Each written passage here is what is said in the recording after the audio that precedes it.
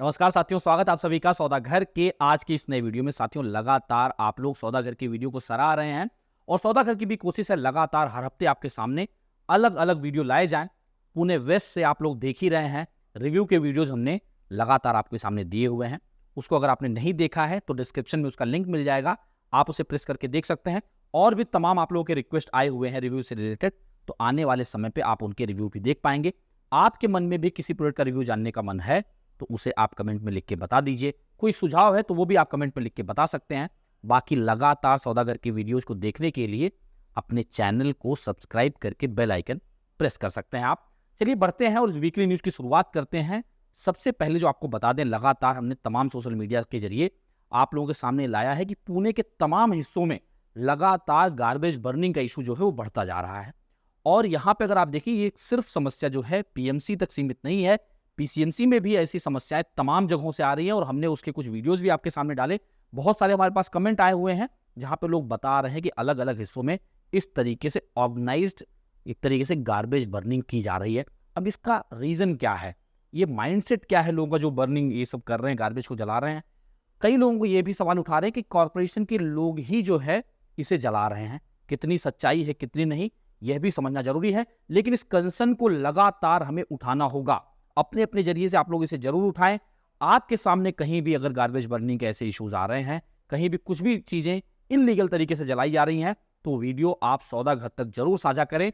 उसके लिए आप गूगल ड्राइव के जरिए हम तक भेज सकते हैं, info@saudaghar.com। अभी आपको फ्लैश होता हुआ भी सामने दिख जाएगा, या फिर जो वी ट्रांसफर वगैरह वेबसाइट्स हैं उसके जरिए भी आप लिंक हमें व्हाट्सएप पे भेज सकते हैं। व्हाट्सएप का लिंक आपको डिस्क्रिप्शन में मिल जाएगा, उसके जरिए भेज सकते हैं। तो आप हमें जरूर बताएं जिससे कि उसे भी हम लोग सौदागर के वीडियोज में कवर कर सके। और आप लोग अपने अपने तरीके से भी जितने भी प्लेटफॉर्म है वहां पे जरूर इसे लगातार उठाते रहिए, क्योंकि ये सबके हेल्थ से जुड़ी हुई बात है। क्योंकि लगातार जो एक तरीके से स्वच्छ सुंदर पुणे की बात की जाती है, हरित पुणे की बात की जाती है, उसे बचाना भी होगा। अपनी रिस्पॉन्सिबिलिटीज से हम लोग भाग नहीं सकते हैं। हम लोग अभी ये कोशिश भी कर रहे हैं कि आने वाले समय पे सौदागर क्लीनिंग ड्राइव भी स्टार्ट करे। इसका मकसद सिर्फ ये होगा कि हम लोग मोटिवेट हो सकें और जहां भी कूड़े कचरे हो रहे हैं उसे सिर्फ साफ ना किया जाए, पर जो भी बिना किसी सोच समझ के हम लोग कूड़े कर दे रहे हैं वहां पे एक सेंस जरूर डेवलप किया जाए। बहुत से लोग जो हमारे व्यूअर हैं सौदागर के, ऑब्वियस है वो लोग फॉलो करते हैं, ये सब चीजें नहीं करते हैं, पर ये अवेयरनेस सब तक पहुंचाना होगा। ये हम सबकी कलेक्टिव जिम्मेदारी बनती है। अगले खबर की तरफ बढ़ते हैं साथियों। ये खबर जो है वाकड़ से है। वाकड़ में तमाम जो कोऑपरेटिव हाउसिंग सोसाइटीज हैं वो लोग दत्त मंदिर के नैरो स्ट्रेच से काफी परेशान हैं। और इसके लेके जो जनवरी में एक तरीके से पीसीएमसी ने गाइडलाइन दी थी कि रोड वाइड किया जाएगा, उस पर कोई जो है ग्राउंड पे अमल होता हुआ वो चीजें नहीं दिखा, जिसके चलते जो है दोबारा जितने भी कोऑपरेटिव हाउसिंग सोसाइटी इससे अफेक्ट हो रही हैं उन्होंने पीसीएमसी के साथ मीटिंग की और इसे एक्सपेडाइट करने की बात की कि रोड वाइड किया जाए, जिससे जो ट्रैफिक की समस्या है, उससे जो साउंड पोल्यूशन हो रहा है, जो डस्ट पोल्यूशन हो रहा है, जो और भी धुएं के साथ साथ पोल्यूशन हो रहा है, वो कम हो सके, लोगों का समय बचे। और शायद आने वाले समय पे इसमें कुछ न कुछ जो है आपको होता हुआ भी दिखेगा कि रोड वाइड होता हुआ। लेकिन अगर इस तरीके से लोग कलेक्टिव एक साथ मिलकर इन सब चीजों को आगे उठाएंगे तो बहुत अच्छा होगा। कई जगहों पे जो है पॉटहोल्स की समस्याएं हैं, रोड वाइडनिंग के इश्यूज हैं। सौदागर ने तमाम बार दिखाया भी आपको कि 300 से ज्यादा मिसिंग लिंक तो आपको सिर्फ पीएमसी में मिल जाते हैं, और यही संख्या लगभग 200-250 मिसिंग लिंक की जो समस्या है ये पीसीएमसी में भी है। मिसिंग लिंक यानी रोड कई जगहों पे बन चुके हैं लेकिन वो आपस में कनेक्ट नहीं हो पा रहे हैं ड्यू टू सम रीजन, जहां पे या तो लैंड एक्वायर नहीं हो पा रहा है या तो कोई डिस्प्यूट है। उस डिस्प्यूट को जल्द से जल्द एड्रेस करना बहुत इंपॉर्टेंट है, क्योंकि इतना जो इंफ्रा में खर्चा जा चुका है, जो कि एक तरीके से हमारा आपका ही पैसा है, अगर वो स्ट्रेच कनेक्ट नहीं होता है तो फिर उस डेवलपमेंट का फायदा ही क्या है। कसपट्टी चौक पे बना हुआ ब्रिज एक बहुत बड़ा बेस्ट एग्जांपल इसके लिए कि ब्रिज तो बन गया, करोड़ों का ब्रिज बन गया, लेकिन आज तक वो पीएमसी पीसीएमसी आपस में जुड़ नहीं पाए। यानी जो कसपट्टी चौक है वो पीसीएमसी में आता है, बाकी जो उधर का बालेवाड़ी का हिस्सा है वो आता है पीएमसी में। आपस के क्लैश के चक्कर में, लैंड एक्वायर नहीं होने के चक्कर में, डिस्प्यूट होने के चक्कर में अगर वो रास्ता कनेक्ट नहीं हो रहा है तो करोड़ों रुपए जो ब्रिज में लगे उसका क्या। इसलिए मिसिंग लिंक का जुड़ना, जितने भी स्टेज इस तरीके से हैं, इसका जल्द से जल्द इंप्लीमेंटेशन होना, एक्शन दिखना ग्राउंड पे बहुत जरूरी है। और इसके लिए हम सबकी कलेक्टिव रिस्पॉन्सिबिलिटी बनती है कि हम लोग अपने अपने तरीके से एक साथ एकजुट होकर जितने भी हाउसिंग सोसाइटीज हैं जो अपने अपने जगहों पे जो समस्याएं झेल रहे हैं वो अपनी बात को उठाएं। इसके दो तरीके होंगे, या तो कॉर्पोरेशन एक्शन लेगी, अगर वो सफिशिएंट उनके पास फंड नहीं होगा तो कम से कम वो गुहार लगाएंगी स्टेट गवर्नमेंट से कि हमें फंड और इशू किया जाए, जिससे सारी चीजें द्रुत गति से ग्राउंड पे होती हुई दिखें।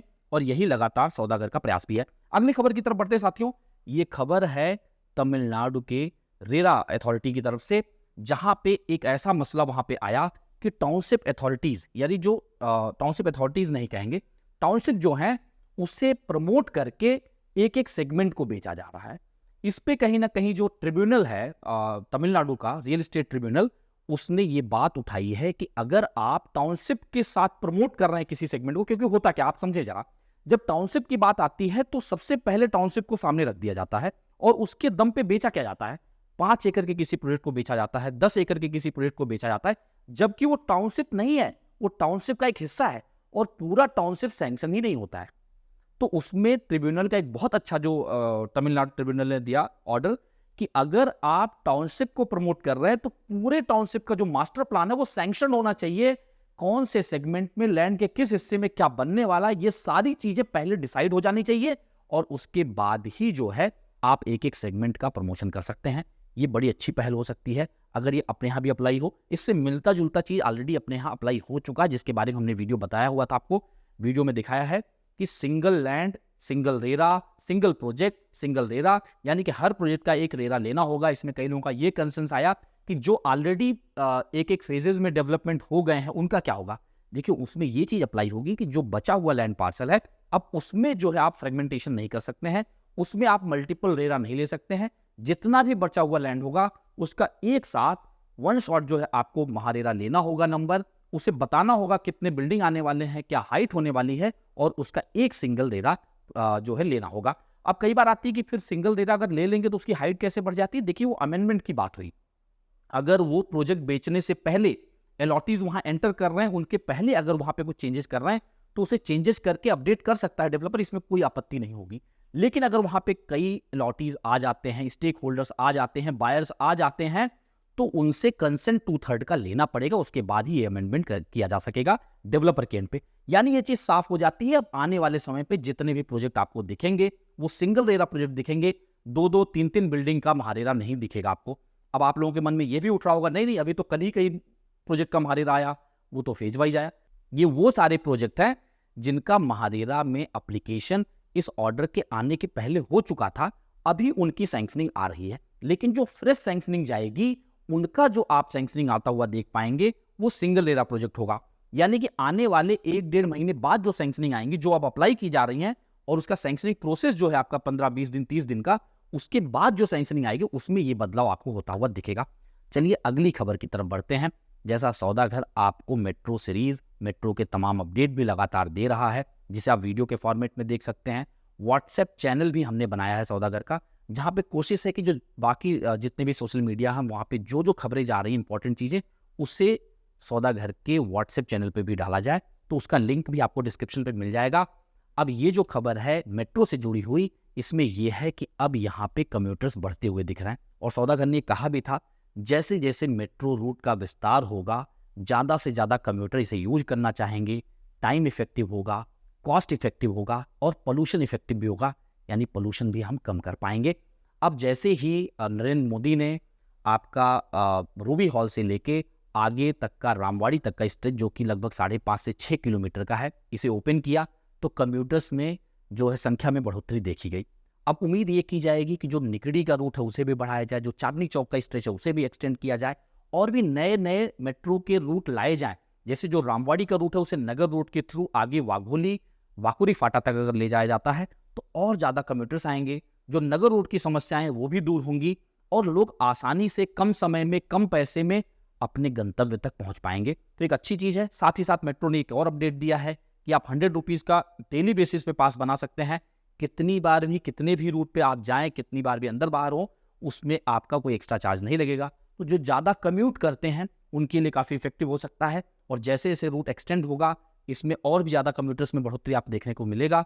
लेकिन अगर आपने अभी तक पुणे मेट्रो में सफ़र नहीं किया है तो जाइए एक बार सफ़र का एंजॉय करिए, वहाँ पे देखिए किस किस तरीके से फैसिलिटीज़ हैं। तो शायद आने वाले समय पे अगर उस रूट पे आप जा रहे हैं जहाँ पे मेट्रो मौजूद है तो आप उसका प्रयोग जरूर कर सकते हैं। बाकी साथियों, तमाम क्वेरीज आप लोगों की तरफ से आ रही हैं और उसमें कॉमन क्वेरी ये रहती है कि जो लगातार हम लोग आपको अपडेट भी दे चुके हैं कि अगर हमारा महारेरा डेट से एक्सटेंड होता है पोजीशन, हमारे एग्रीमेंट में जो डेट दिया हुआ है अगर उसे एक्सटेंड होने के बाद यानी कि उस समय तक अगर हमें पोजीशन नहीं मिला है तो क्या करें, तो आपको डेवलपर से मेल पे एक तरीके से बातचीत स्थापित करनी होगी, कन्वर्जेशन करना होगा।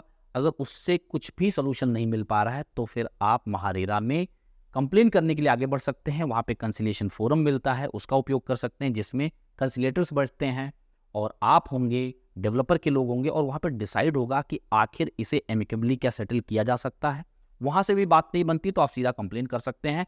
और ऐसा कुछ भी नहीं है, अगर कोई भी महारेरा का ऑर्डर आता है और उसकी वजह से पोजीशन डेट को एक्सटेंड किया जाता है तो इसका किसी भी तरीके से जुड़ा हुआ प्रभाव आपके ऊपर नहीं पड़ने वाला है। यानी कि आपका पोजीशन डेट वही होगा जो एग्रीमेंट में लिखा हुआ है।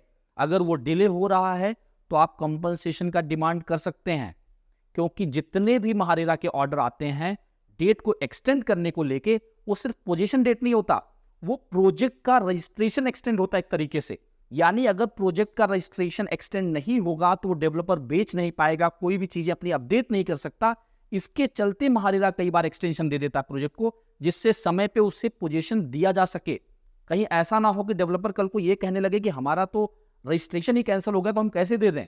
इसके चलते उस प्रोजेक्ट के रजिस्ट्रेशन को भी कई बार एक्सटेंड किया जाता है, जिसके चलते पोजीशन भी एक्सटेंड हो जाता है। अगर कुछ यूनिट बची हैं और वो उस दौरान बिक रही हैं जब एक्सटेंशन मिल चुका है, तो डेवलपर उसमें एक्सटेंडेड डेट जो पोजीशन का वो डालता है, रिवाइज डेट ऑफ पोजीशन डालता है, तो वो कंप्लेन नहीं कर सकते, वो कंपनसेशन क्लेम नहीं कर सकते। लेकिन जिन्होंने पहले खरीदा हुआ है और उनका डेट क्रॉस हो रहा है, वो बिल्कुल कंपनसेशन क्लेम कर सकते हैं। और सौदागर कोशिश कर रहा है कि आने वाले समय पे आपको इस सिलसिले में भी काफी अच्छे तरीके से मदद दे सके, जिससे कि आपका पैसा अगर फंसा हुआ है और टाइम पे पोजीशन नहीं मिल पा रहा है तो आप किस तरीके से आगे फाइट करके अपने पैसे को, अपने हक को पालें।